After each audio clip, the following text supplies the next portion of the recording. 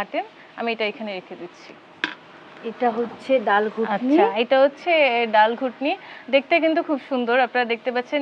এদিক দিয়ে মনে হয় যে ভাজা কাঠির মতো ইউজ করা যাবে, আর এদিক দিয়ে হচ্ছে আপনার এভাবে ঘাটা যাবে।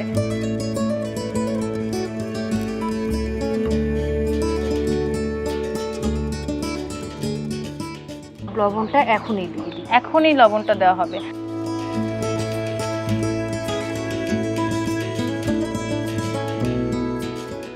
ডাল মোটামুটি পেস্ট হয়ে গিয়েছে, এখন হচ্ছে এটাকে ফোড়ন দিতে হবে। আপু আমরা কি এই কড়াই ফোড়ন দিব?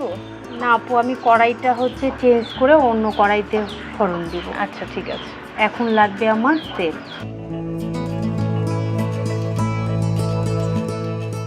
জিরা, গোটা জিরা দিব। আর কি লাগছে? তারপরে আমি হচ্ছে পেঁয়াজ কুচি নিব।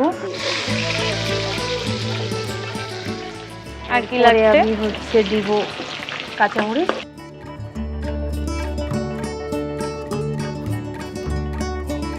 এখন আমি হচ্ছে রসুন কুচি দিব। আচ্ছা, এখানে হচ্ছে রসুনের হচ্ছে কুচি করা আছে, এগুলো হচ্ছে দেওয়া হবে। আপনারা তখন দেখেছিলেন যে আদা বাটা রসুন বাটা কিন্তু যখন এটা সিদ্ধ হচ্ছিল তখনই দেওয়া হয়েছিল।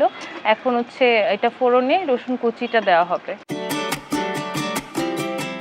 এরপরে দিব হচ্ছে তেজপাতা।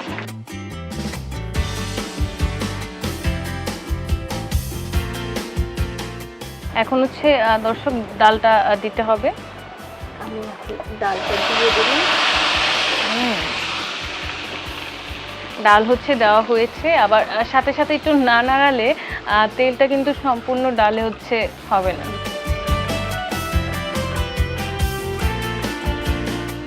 আপা ফোড়ন দিলেন, এখন কি করতে হবে? ডালটা